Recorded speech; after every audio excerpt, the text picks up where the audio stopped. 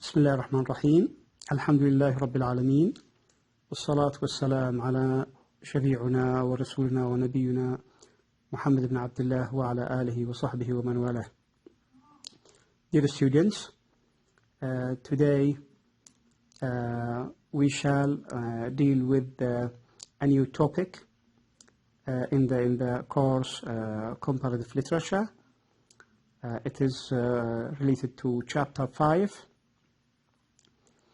As you know, comparative literature deals with a comparison between two elements, two literary figures, two literary issues or matters. Today we have a comparison, compare and contrast of two novels. Okay, Daniel Defoe's Robinson Crusoe, the famous 17th century novel, and Ibn al-Tufayl Hayy ibn Yaqthan. Ibn al-Tufayl's Hayy ibn Yaqthan. The novel is Hayy ibn Yaqthan for Ibn al-Tufayl, Abu Bakr ibn al-Tufayl, Robinson Crusoe Daniel Defoe. So as it is shown here, two literary heroes, okay, Crusoe and Ibn Yaqthan, Hayy ibn Yaqthan. Before we start, okay, we need to realize that there are some topics to be covered. Hayy ibn Yaqthan, okay, as an independent topic. The second one, we have his early life and philosophy. Then we move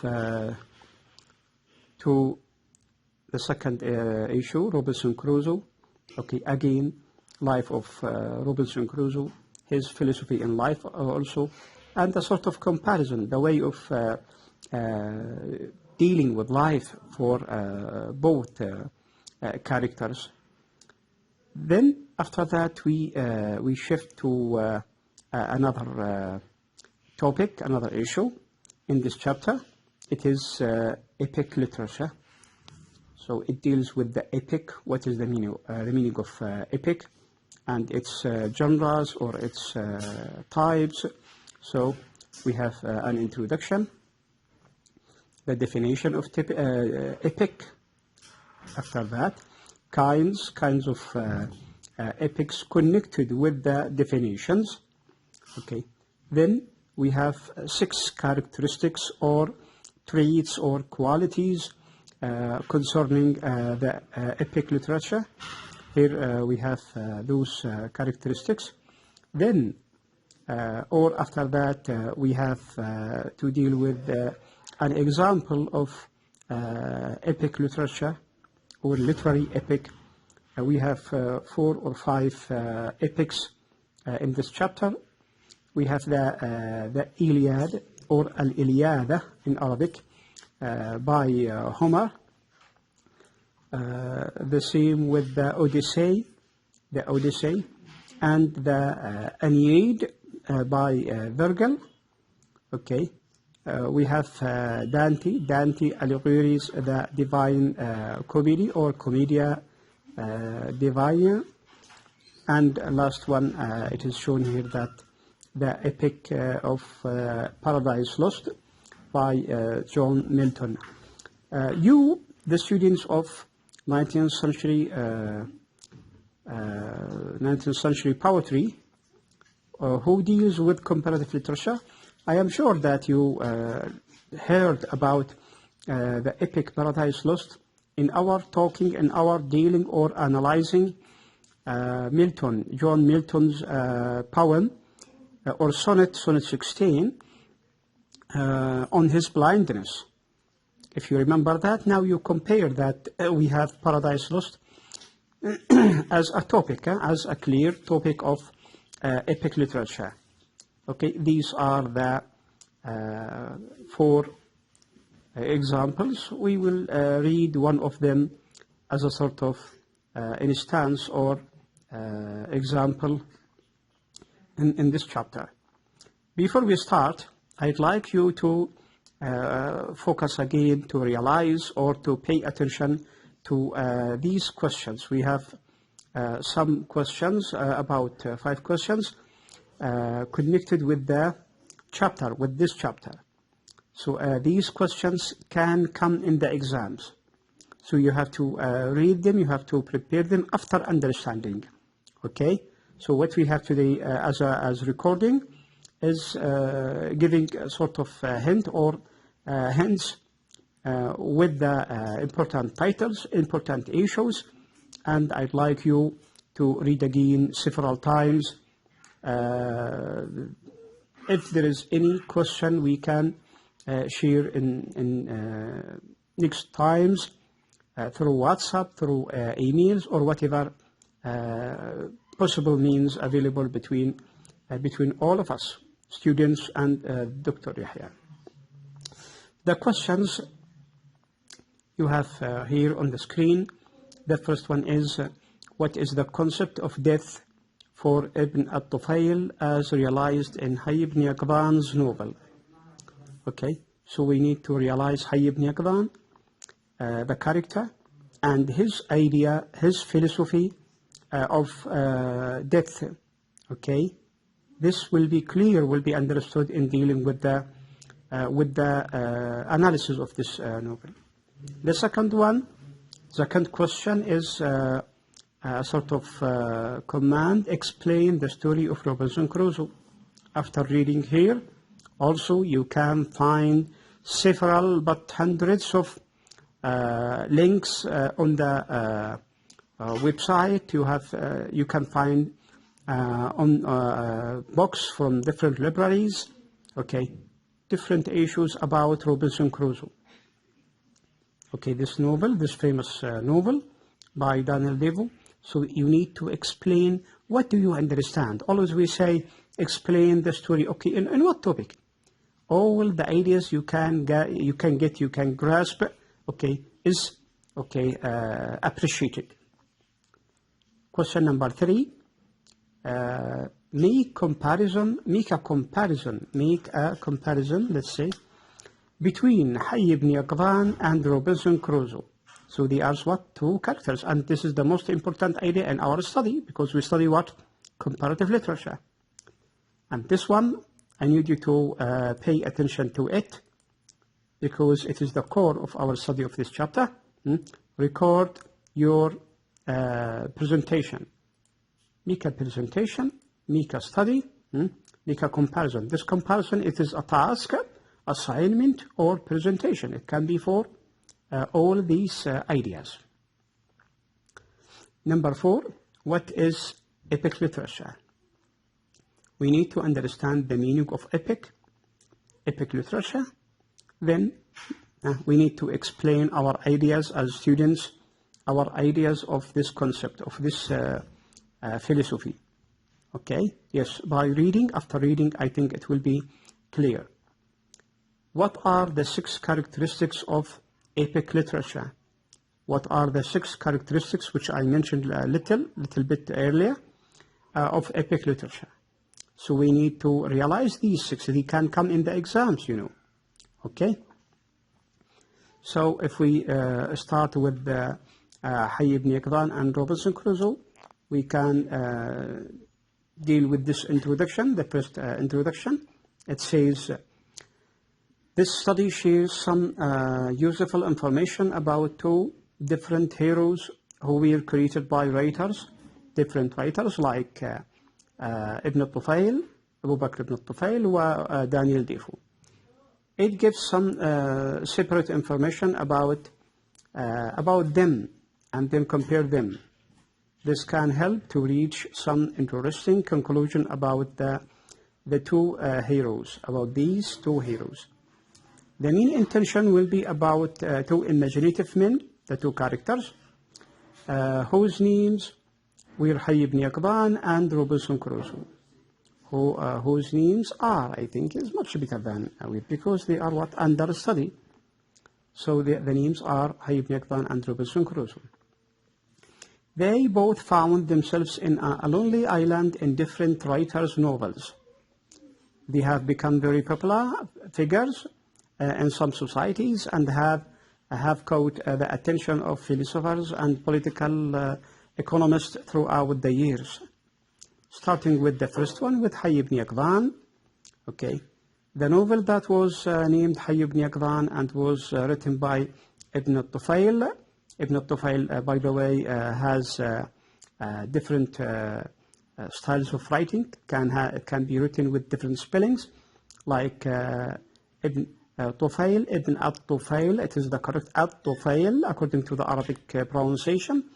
Also written al-Tufayl or Tufayl, Tufayl without I.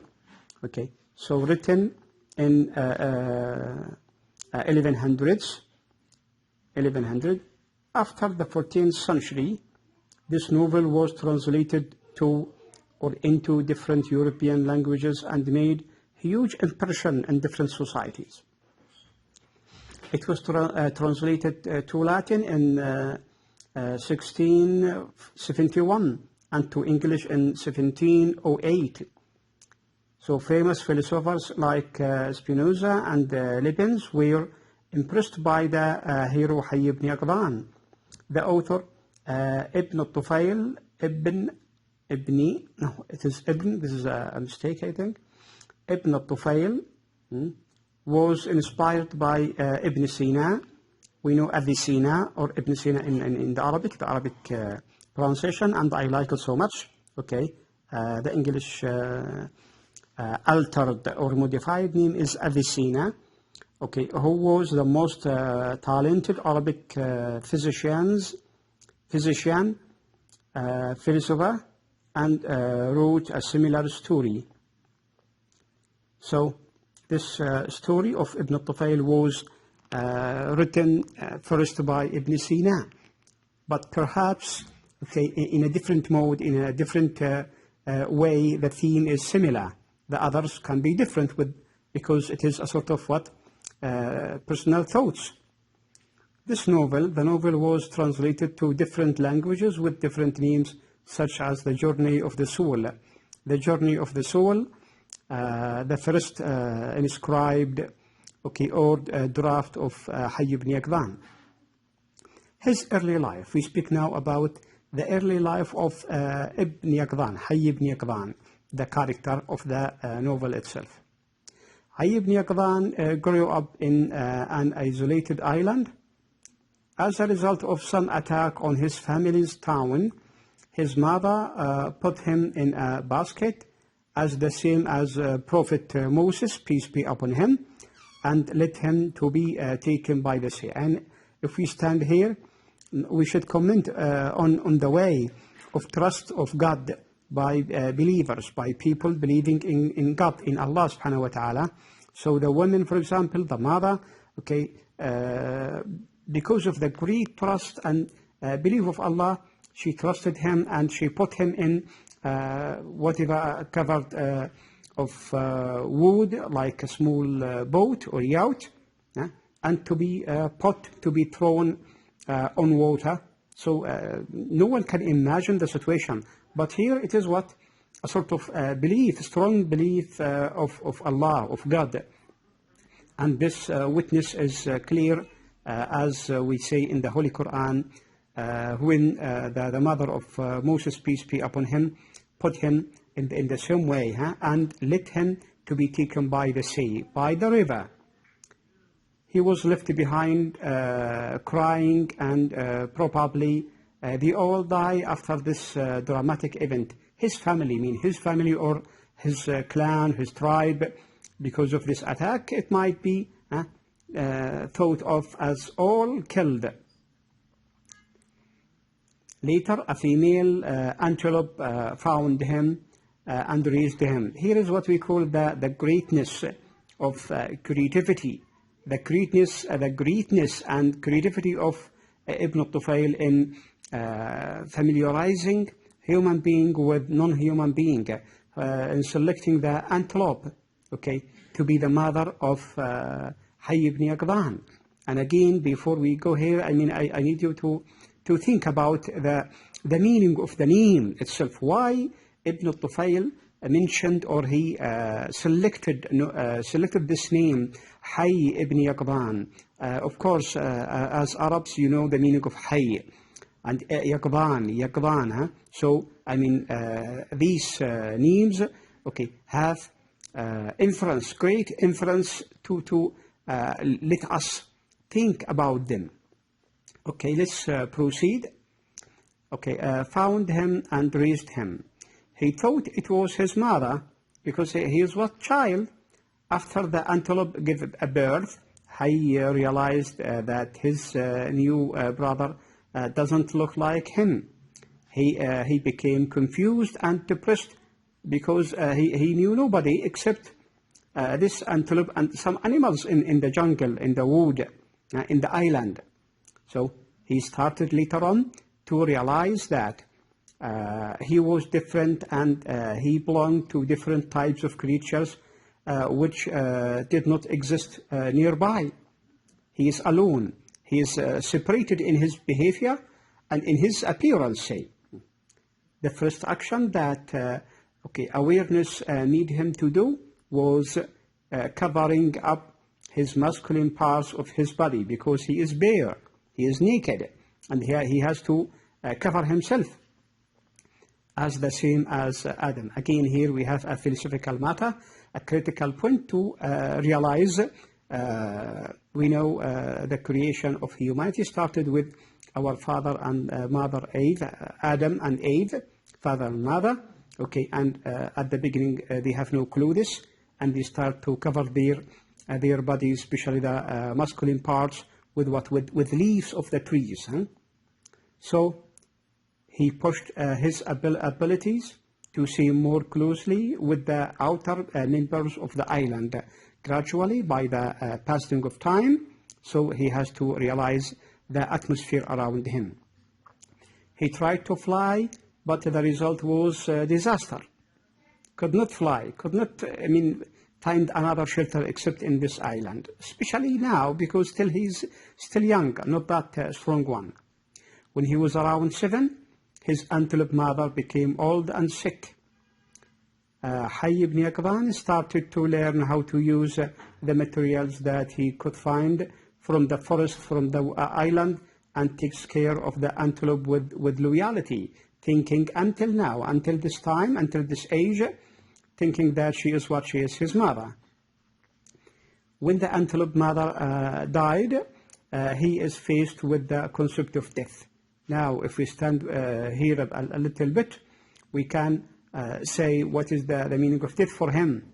He has no idea about that. It is the first time to watch, to say, to touch a tangible action of death.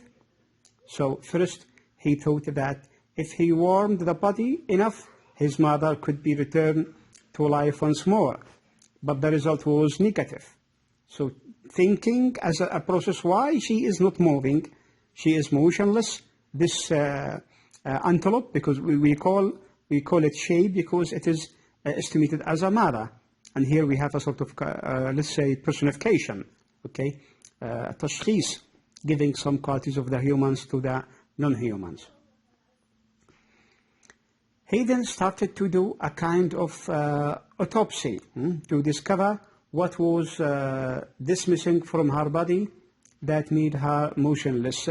Again, having a sort of experiments, trying to find a means, find a way or method to bring her back to life. He has no idea. It is the first time, as I said, facing the concept of death.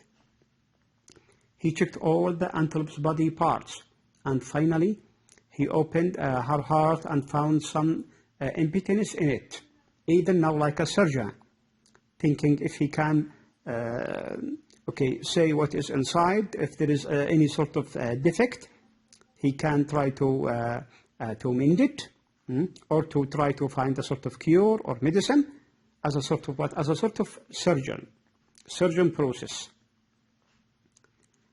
This was a kind of metaphor about the soul, huh?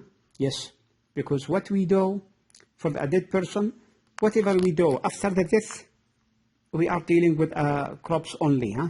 Crops only, the body only. But the soul, the most important moving, is not available now. The body was the same, but with the motionless and some invisible thing left the body which was centered in the heart according to the inventor of this story. Here we have what we have of information are conceived from the thoughts and philosophy of Ibn Tufayl, the writer of this novel. So Hayy was not sure what to do with the corpus, but thankfully he saw two crows that were fighting with each other in a reference to the event of the elderly two sons of Adam, Habil and Gabil, Apple and Cain in the English meaning. The names in English are different from the Arabic. The Arabic correct names are Habil and Gabil, the story of the two elderly sons of Adam. And we know what happened, the one who killed the other, okay, and the reason behind that, and how the killer was distressed and suffering long time, doesn't know what to do with the corpus of his brother. So the action is the similar, okay, with Hayy ibn Yaqthan, with the antelope. At the end, one crow kills the other and takes a hole and hurry it under the ground with a great, what you call, metaphor or similarity between Habil and Gabil in their action with the action of Hayy ibn Yaqthan in dealing with the dead body of the antelope or his imagined mother. He thought he must do same thing with the antelope too. Huh? Yes, after he saw the crows, he wanted to make the same. After this tragic event, Hayy started to discover the entire island by himself now, because he's alone and he wants to support himself with great knowledge and experience of the place he lived. Now he has to provide himself with everything: food, water, drink, shelter, everything. Nobody to serve him. He could communicate with other creatures by imitating their sounds, okay, and actions. Yeah, as a sort of what we call, okay, imitation. This is a nice similarity with the Prophet Sulaiman's ability to communicate with birds, which is mentioned in the Holy Quran. Yes, we have now another picture, another portrait. Ibn Tufayl wanted us to realize when Prophet Sulaiman, peace be upon him, he has the ability to, he has been given the power by Allah subhanahu wa ta'ala, and he has the ability to speak with all other creatures than human beings. Okay? Everything is in his control, in his power. When he orders, when he commands, okay, all the other creatures obey him. In some part of Hayy's adventure of life, he was lost in a huge and long cave in the darkness. And here again we have a sort of metaphor of the life itself. The life can be a huge dark cave for some, not for all. Those who have what? Who has black hairs. If we accept this island equal to the world as a sort of comparison, not for all, as I said, the cave can be our lives, especially our inner world, where there are a lot of conflicts and labyrinths, where people are commonly lost. Who are they? The guilty ones, not everyone, as I said. Even with the thinking lacking a regular civilization and absence of language, he could still reach a high level of intellectual mind and discovers Allah that Hayy spoke through using his inner voice. This was a kind of proof about the ability of realizing and recognizing Allah in all circumstances, even without prophets. Here, a concept of Hayy ibn Yaqthan, that the person, yes, has a mind, has a notion, has a heart. This heart connected with the mind should be used properly. So the story moves on to deal with different events, but we see that it is enough to speak about Hayy, and now we move to deal with some ideas of Robinson Crusoe, in which we start with the first paragraph seen on the screen. The second hero is Robinson Crusoe, which was written by the famous British novelist Daniel Defoe in 1729. The hero of this story lived on an island for almost 27 years, but the concept is different. The novel comprises the stories of Robinson's life and his distinct experience in the island. Okay. Critics might read Crusoe's adventure as a modest story fit especially for children, however, with its all figurative, metaphorical, and representations specialities. It symbolizes the white man who colonize the nature and take over non-white man. And this concept is of great importance, that the writer, Daniel Defoe, may have a notion, a message, a lesson, a message to be sent to all people through focusing on what on the slavery was famous in that time, in the 17th century, in the 18th century, 17th and 18th century in Europe and in America later on. Defoe's Robinson Crusoe is very eminent story with a famous hero all over Europe. It is famous all over the world, we can say, but frankly, because its origin is in England, and from England spread in to different countries, translated and even studied by English and with other languages. So it is very famous. Robinson was helpless in the island, but he could use some materials from the ship's debris to survive. Okay, after the wreck of the ship, he tried to get some of the residues to help him survive or struggle for living. When Robinson reached the shore of the island, he thought that he was castigated by God. He thought that he is punished. Okay. Then after he saw the death of all the friends of the ship, he realized that he was the only fortunate one. He thought that he is lucky. And again, it depends on the relationship between the person and the creator.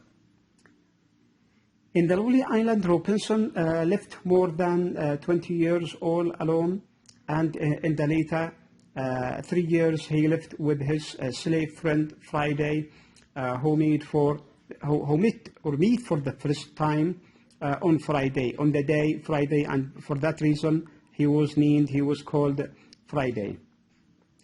And we can stop here to comment on the position that the idea of slavery is complicated.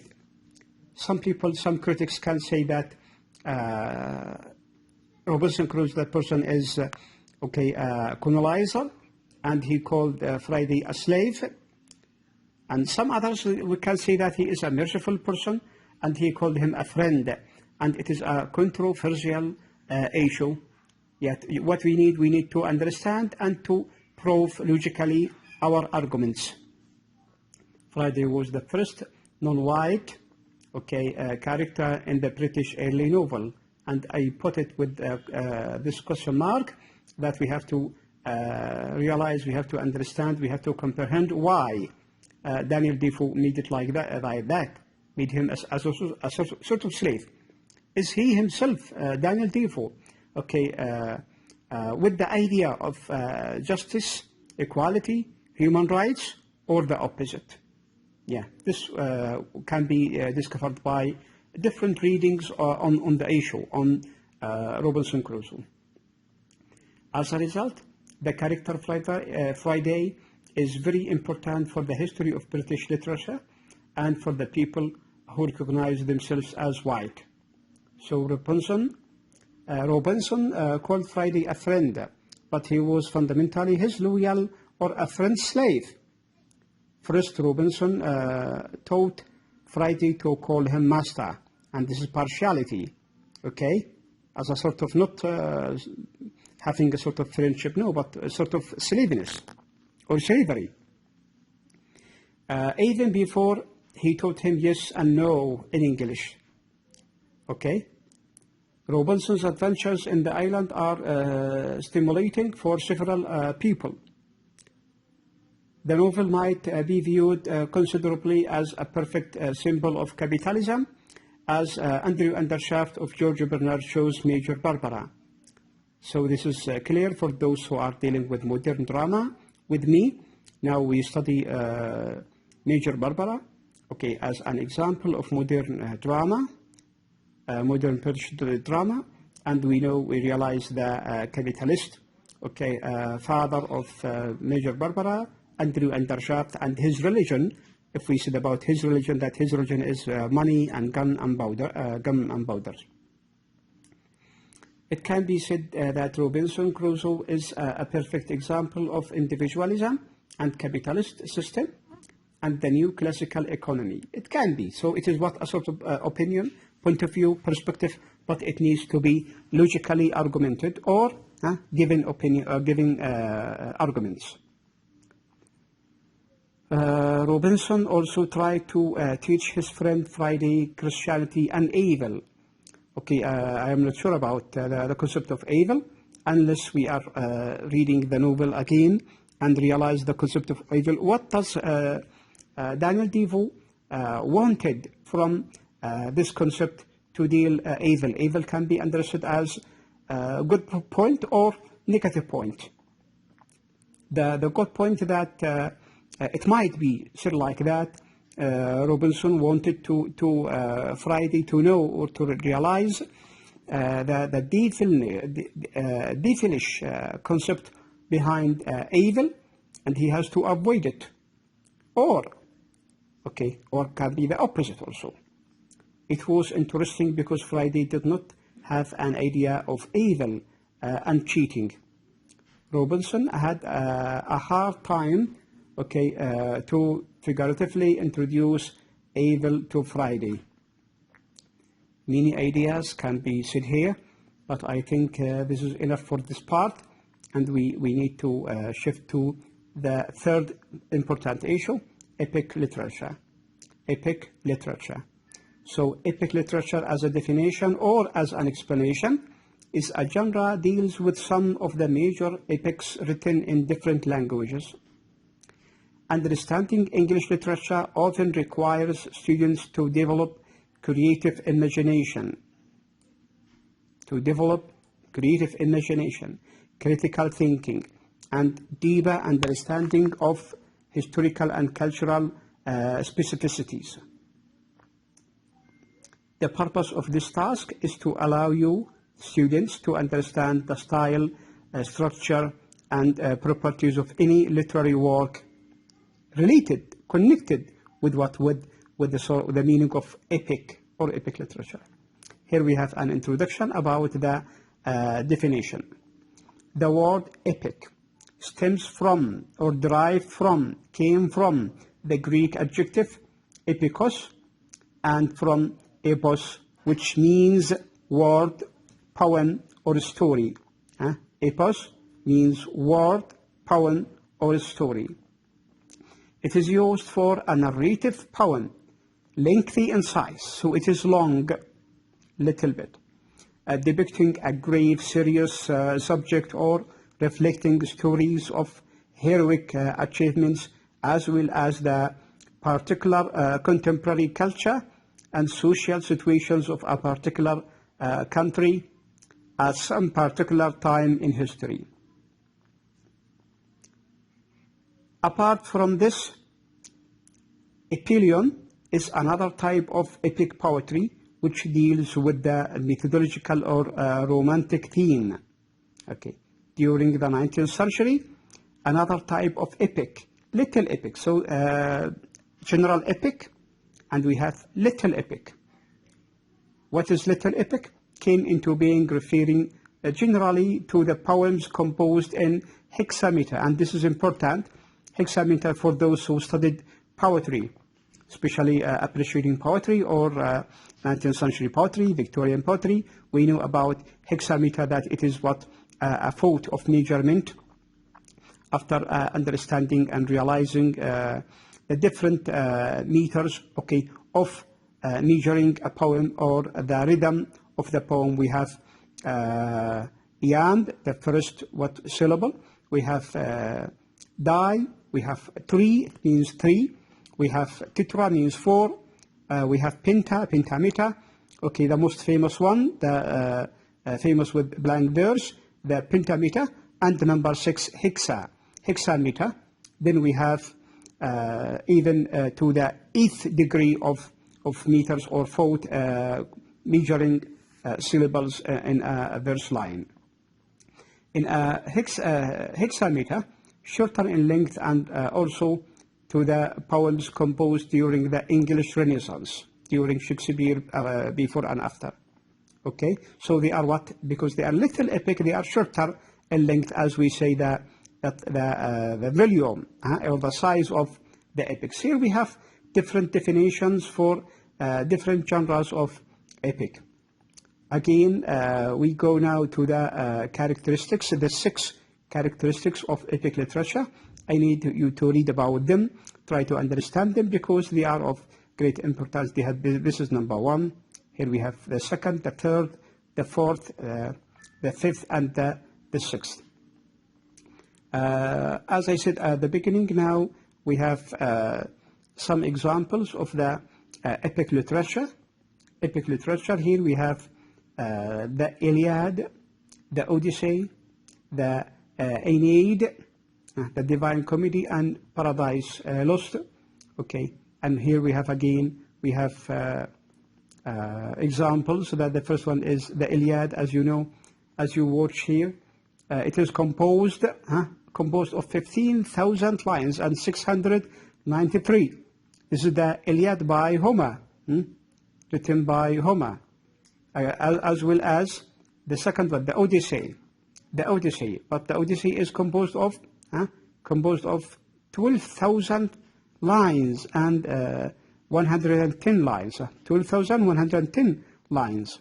All of them, the idea should be realized is that all of them, they are written in dactylic hexameter, a kind of measurement, a kind of photo specific to them, dactyl hexameter. If we go to Virgil and his the Aeneid can be articulated.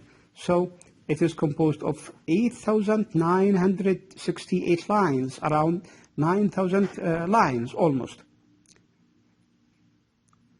This is what the Aeneid, and the Divine Comedy is, I think, is shorter than that, shorter than the first one. Okay, here's the last one here, and I think it is sufficient if we stop here. And before leaving, I'd like you to read from your sources, from your handout submitted to you, from the chapters uploaded on your banner on Rapid, and from this recording, as well as from different authentic and original sources you can find in libraries. But don't forget to realize these questions, try to answer them after understanding, and meet you inshallah in a next class. I hope it is sufficient now. See you in the next time. Wassalamu alaikum wa rahmatullahi ta'ala wa barakatuh.